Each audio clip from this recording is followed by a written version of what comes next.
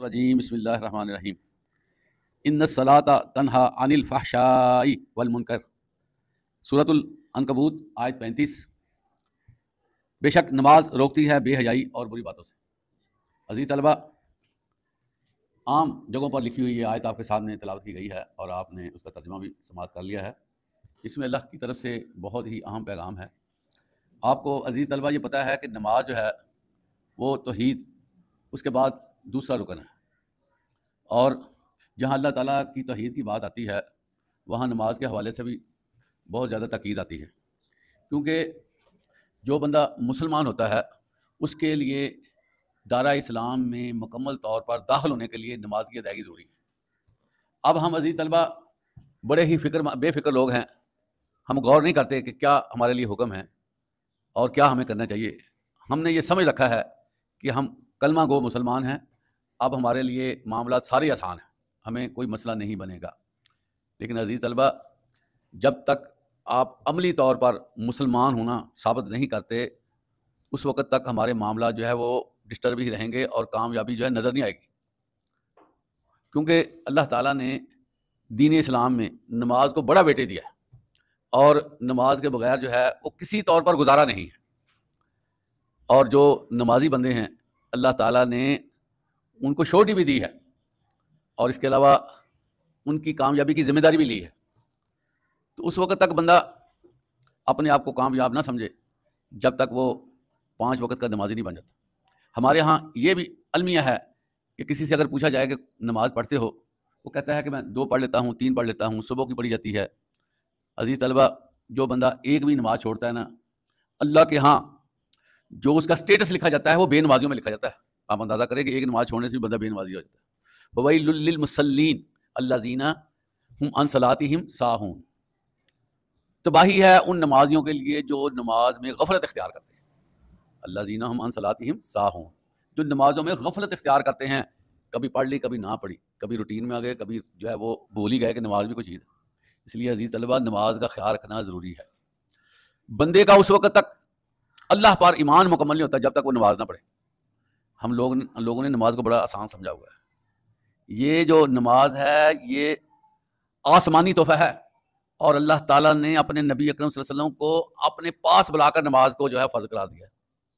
ہم نے تو اس کو بوجھ تصور کر لیا ہے، لیکن یہ اللہ کی طرف سے تحفہ ہے، اور مسلمانوں کو یونائٹ کرنے کے لیے، مسلمانوں میں محبت بھرنے کے لیے، مسلمانوں کو ایک دوسرے کے دکھ درد میں شریک کرنے کے لیے نماز ایسی چیز اور کوئی نہیں۔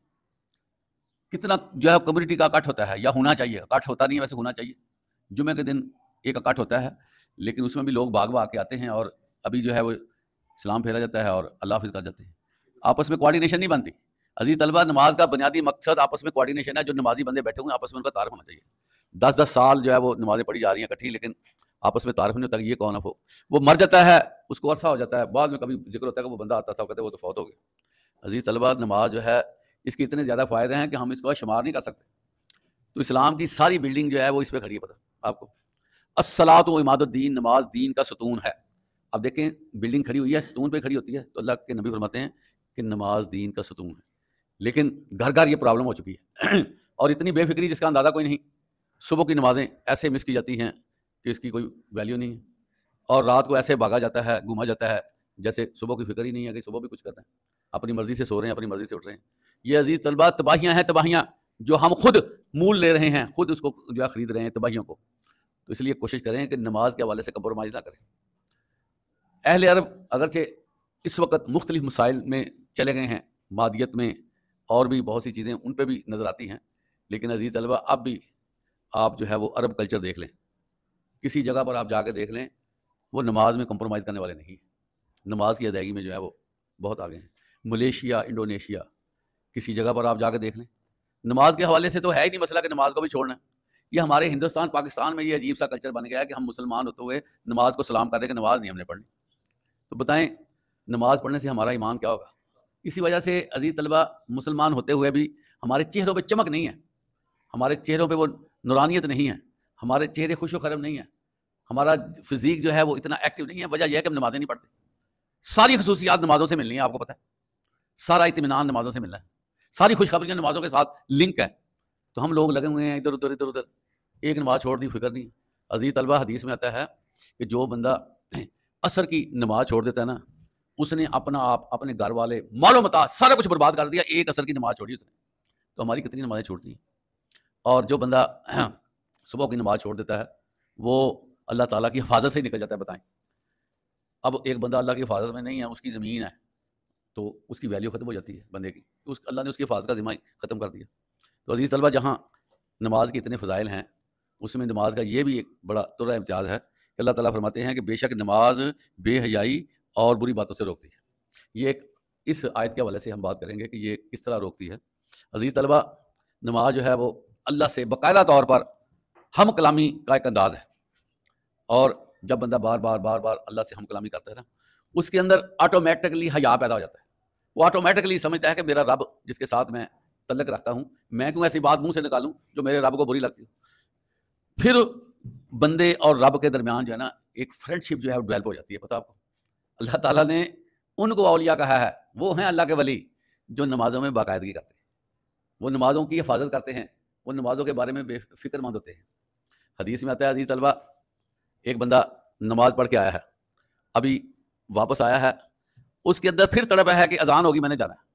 وہ اپنے ساری سیٹنگ جو ہے وہ نماز کو سامنے رکھ کر کرتا ہے، اتنے بجے اب نماز ہوگی، میں نے دوبارہ جانا ہے. اس کا روٹین میٹر بن جاتا ہے عزیز طلبہ کہ وہ آ رہا ہے، جا رہا ہے، اور اس نے اپنی زندگی کے معاملات جو ہے اس طرح ترتیب دے دی ہیں کہ میری نمازیں نہ متاثر. حدیث مبارکہ ہے کہ ایسے شخص کو اللہ تعالیٰ قیامت کے دن اپنے عرش عظیم کے سائے تلے جگہ دے گا. دیکھ لیں کتنا انعام ملنا ہے.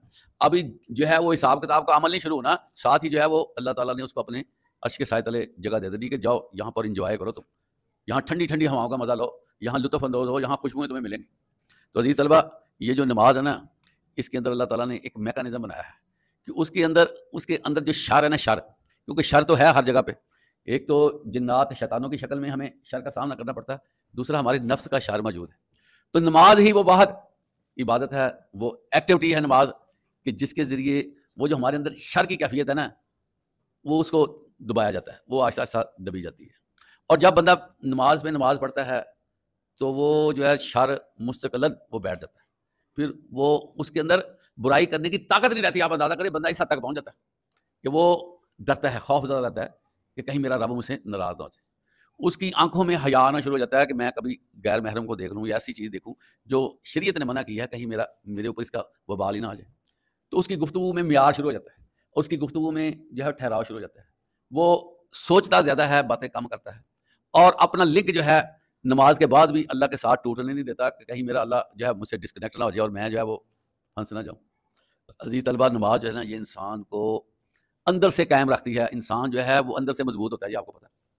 اور اس کے اندر جو ہے ایک اندر سے اللہ تعالیٰ اس کو ایک سپورٹ کرتا ہے، یہ میں آپ کو بتاؤں، جس کی وجہ سے پھر اللہ تعالیٰ کی وہ حفاظت میں آتا ہے، اور پھر اس سے دوسری جو مکروہات ہے وہ پرفارم نہیں ہوتی. یہی وجہ ہے کہ جو نمازی لوگ ہوتے ہیں وہ دنیا میں زیادہ انوالو نہیں ہوتے. وہ دنیا میں اتنا رہنا پسند کرتے ہیں، دنیا کے ساتھ اتنا لنک رکھتے ہیں جتنی ایک ضرورت ہوتی ہے.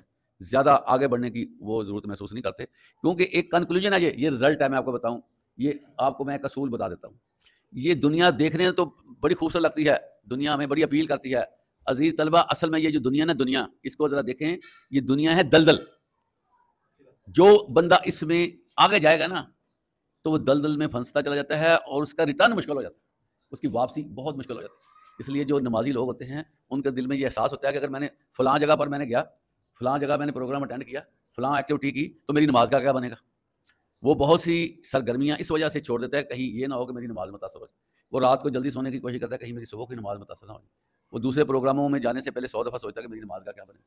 اور جب ہم دنیا کے ساتھ وقفہ رکھیں گے، اسپیس بنائیں گے نا، آٹومیٹکلی برائی کم ہوتی جائے گی.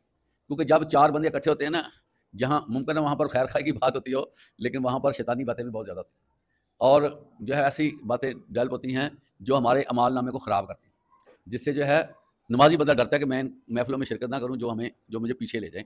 اس وجہ سے عزیز طلبہ، سب کو سوچنا چاہیے، یہ ہم سب کا معاملہ ہے. اور اگر ہم نماز نہیں پڑھتے تو ہماری مسلمانیت بھی خطرے میں ہے. من ترک الصلاۃ متعمدا فقد کفر. جس نے نماز جان بوجھ کر چھوڑی اس نے کفر کیا. تو آپ بتائیں، واقیموا الصلاۃ ولا تکونوا من المشرکین. نمازوں کو قائم کرو اور مشرکوں میں سے نہ ہو جانا.